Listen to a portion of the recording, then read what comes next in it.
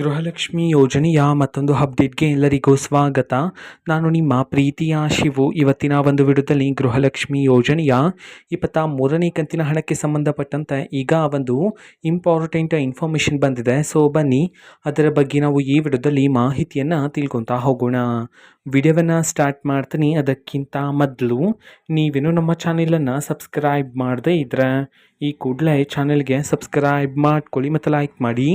So ಈಗ ನಾವು ಇನ್ಫಾರ್ಮೇಷನನ್ನು ತಿಳ್ಕೊತಾ ಹೋಗೋಣ. ಸೊ ನೋಡಿ, ಇವತ್ತು ಅಂತಂದರೆ ದಿನಾಂಕ 1/11/2025. ಇವತ್ತು ಗೃಹಲಕ್ಷ್ಮಿ ಯೋಜನೆಯ 23ನೇ ಕಂತಿನ ಹಣವನ್ನು ಸರ್ಕಾರದ ಕಡೆಯಿಂದ ಇವತ್ತು ಬಿಡುಗಡೆ ಮಾಡೋದಕ್ಕೆ ಸಂಬಂಧಪಟ್ಟಂತೆ ಈಗ ಮಾಹಿತಿಯನ್ನು ತಿಳಿಸಿರ್ತಕ್ಕಂಥದ್ದು.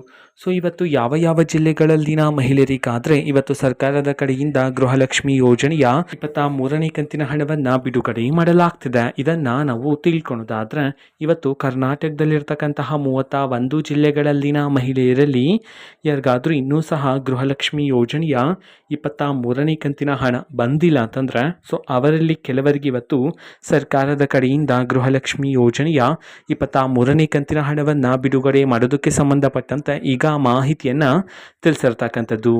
ಓಕೆನಾ. ಸೊ ಇದು ಇವತ್ತಿನ ಒಂದು ವಿಡಿಯೋ.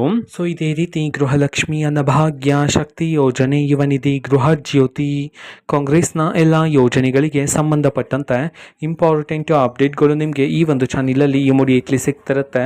ಅದಕ್ಕೋಸ್ಕರ ನೀವೇನು ನಮ್ಮ ಚಾನಲನ್ನು ಸಬ್ಸ್ಕ್ರೈಬ್ ಮಾಡದೇ ಇದ್ದರೆ ಈ ಕೂಡಲೇ ಚಾನೆಲ್ಗೆ ಸಬ್ಸ್ಕ್ರೈಬ್ ಮಾಡ್ಕೊಳ್ಳಿ. ಸಬ್ಸ್ಕ್ರೈಬ್ ಮಾಡೋದ್ರ ಮುಖಾಂತರ ನಾನು ಯಾವುದೇ ವಿಡಿಯೋ ಹಾಕಿದ ತಕ್ಷಣ ನಿಮಗೆ ನೋಟಿಫಿಕೇಷನ್ ಸಿಗುತ್ತೆ. ಅದರ ಮುಖಾಂತರ ನೀವು ಬೇಗನೆ ವಿಡಿಯೋವನ್ನು ನೋಡ್ಬೋದಾಗಿರುತ್ತೆ ಮತ್ತು ಆ ವಿಡಿಯೋದಲ್ಲಿರುವ ಇನ್ಫಾರ್ಮೇಷನನ್ನು ನೀವು ತಿಳ್ಕೊಬೋದಾಗಿರುತ್ತೆ.